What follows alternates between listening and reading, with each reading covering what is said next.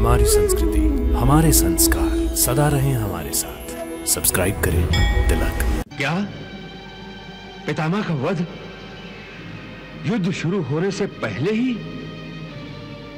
संजय, कृष्ण ने तो इस युद्ध में शस्त्र न धारण करने का वचन लिया था, फिर उसने सुदर्शन चक्र कैसे धारण किया? यह अधर्म है, यह युद्ध के नियमों के विरुद्ध है। संजय, पितामह का वध नहीं किया है, वो तो केवल उदाहरण देते हुए पितामह के शरीर के टुकड़े करके शरीर के अंदर की आत्मा को अर्जुन को दर्शा रहे हैं। यह तो वासुदेव श्री कृष्ण की लीला है। यदि पितामह की मृत्यु का समय आ गया है तो वो अवश्य मर जाएंगे, परंतु मैं अपने हाथों से उन्हें क्यों मारूं? तो स्वयं अपने हाथों से अपने भीष्म पितामह को नहीं मारना चाहते हो? यही सत्य है माधव, मैं अपने भीष्म पितामह को अपने हाथों से नहीं मार सकता। तो ठीक है, मत मारो, परंतु पहले मुझे यह तो बताओ कि कौन है तुम्हारे भीष्म पितामह? कहां है तुम्हारे भीष्म पितामह? ये क्या पूछ रहे हो कि भीष्म पितामह कहां है, कौन है? तुम्हें दिखाई नहीं देते क्या?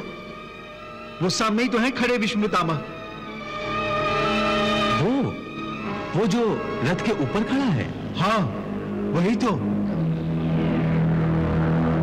पर वो जो रथ के ऊपर खड़ा दिखाई दे रहा है पार्थ, वो तो केवल भीष्म पितामह का शरीर है। मैं पूछता हूं, असली भीष्म पितामह कौन है, कहां है? हे कृष्णा, तुम्हारी बात मेरी समझ में नहीं आ रही है। वो जो दिख रहा है वो भीष्म पितामह नहीं है, केवल शरीर है। इसका अर्थ है कि भीष्म पितामह कोई और है। अवश्य, यही तुम्हें समझा रहा हूं मैं। देखो ध्यान से, देखो उस शरीर में जो प्रकाश है जिसे आत्मा कहते हैं,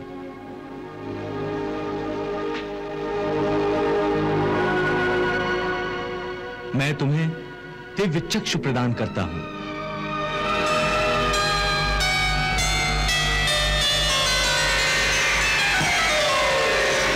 इन दिव्य चक्षुओं से देखो उस आत्मा को। वो जो शरीर के अंदर आत्मा है, जो प्रकाश है, वही है असली भीष्म पितामह। दिखाई दे रही है उनकी आत्मा? हाँ केशव, एक प्रकाश रूपी आत्मा दिखाई दे रही है। बहुत अच्छा। अब देखो, यदि मैं अपने सुदर्शन चक्र से भीष्म पितामह का शरीर काट दूं, तो केवल उनका शरीर मरेगा, परंतु उनकी आत्मा का प्रकाश नहीं बुझेगा। देखो, मैं तुम्हारे इन दिव्य चक्षुओं को यह दृश्य सजीव करके दिखाता हूं।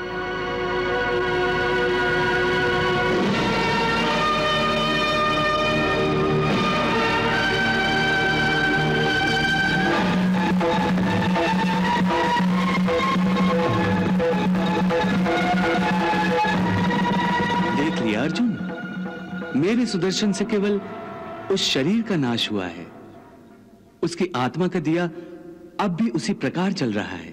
क्या पितामह का वध युद्ध शुरू होने से पहले ही? संजय, कृष्ण ने तो इस युद्ध में शस्त्र न धारण करने का वचन लिया था, फिर उसने सुदर्शन चक्र कैसे धारण किया? यह अधर्म है, यह युद्ध के नियमों के विरुद्ध है। संजय, महाराज, वासुदेव ने सच पितामह का वध नहीं किया है, वो तो केवल उदाहरण देते हुए पितामह के शरीर के टुकड़े करके शरीर के अंदर की आत्मा को अर्जुन को दर्शा रहे हैं। यह तो वासुदेव श्री कृष्ण की लीला है।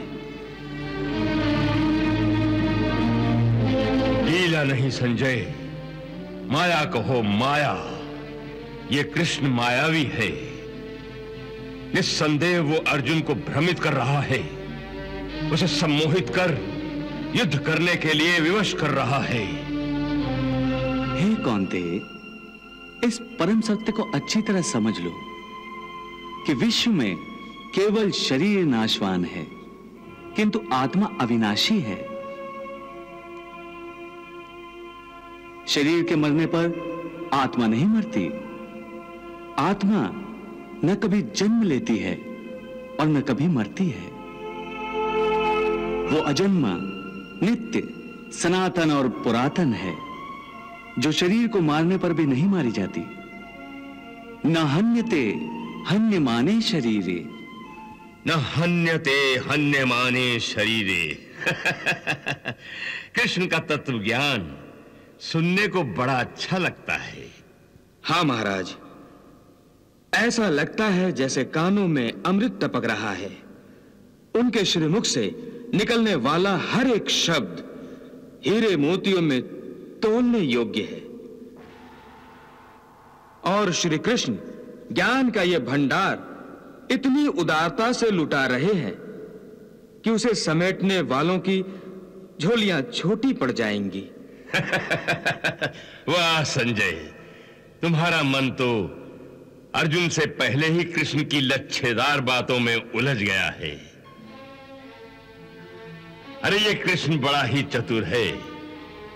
वो जानता है कि अर्जुन को इतनी आसानी से किसी जाल में नहीं फंसाया जा सकता। इसीलिए वो धीरे धीरे जाल फैलाकर गूढ़ बातों के मोती फैला रहा है, ताकि इन मोतियों को चुनने के लालच में अर्जुन को जाल दिखाई न दे और वो उसमें फंस जाए। परंतु महाराज, श्री कृष्ण अपने ही मित्र अर्जुन को किसी जाल में क्यों फंसाना चाहेंगे? संजय, तुम बड़े भोले हो जो कृष्ण को अर्जुन का मित्र समझते हो। भला राजनीति में कोई किसी का मित्र होता है? सब अपने अपने स्वार्थों के मित्र होते हैं।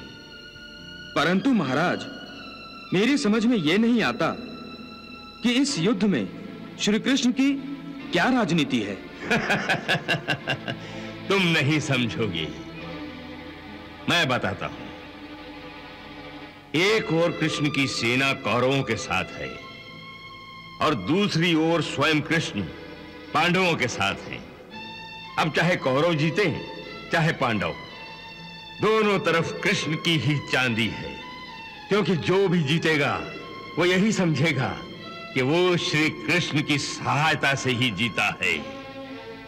क्षमा करें महाराज, यदि आपके कहने का अर्थ यह है कि इस युद्ध में श्री कृष्ण का कोई राजनीतिक लाभ है, तो फिर कौरव और पांडव के बीच समझौता कराने के लिए शांति दूत बनकर क्यों आए थे? युद्ध रोकने के लिए उन्होंने इतना प्रयास क्यों किया? शांति का वो प्रयास तो बस झूठा था। मुख में राम राम और बगल में छुरी वाली बात थी।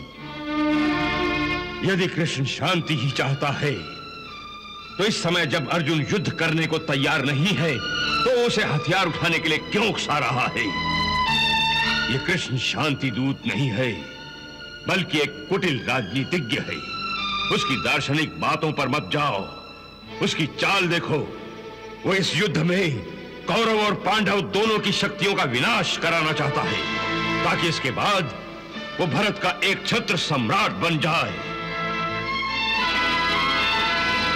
केशव, तुम्हारी बातें मेरी बुद्धि को भ्रम में डाल रही हैं। तुम दो बातें एक साथ कह रहे हो जो परस्पर विरोधी हैं। तुम कहते हो कि शरीर मर जाता है, परंतु शरीर का एक हिस्सा जिसे आत्मा कहते हैं वो नहीं मरता। नहीं अर्जुन, मैंने आत्मा को शरीर का एक हिस्सा नहीं कहा। मैंने कहा है कि आत्मा और शरीर दो अलग अलग चीजें हैं, जैसे तुम और तुम्हारा कवच दो अलग चीजें हैं। तुम्हारे कवच के दो टुकड़े हो जाएं, तो उसका यह अर्थ नहीं होता कि अर्जुन के दो टुकड़े हो गए। जिस प्रकार तुम और तुम्हारा कवच दो अलग अलग वस्तुएं हैं, या तुम और तुम्हारा यह रथ दो अलग अलग वस्तुएं हैं, उसी प्रकार मनुष्य का शरीर और उसकी आत्मा दो अलग अलग वस्तुएं हैं। यूं समझ लो कि जिस रथ में अर्जुन बैठा है वो रथ अर्जुन नहीं है। अर्जुन तो वो है जो रथ में बैठा हुआ रथी है। ये ठीक है माधव कि अर्जुन रथ नहीं है, अर्जुन मैं हूं जो रथ में बैठा हुआ है। तुम्हें रथ के टूटने का शोक नहीं होगा, परंतु अर्जुन के मरने का तो शोक होगा ही। अर्जुन, तुम्हारी बातें सुनकर मुझे तुम्हारी बुद्धि पर हंसी आ रही है।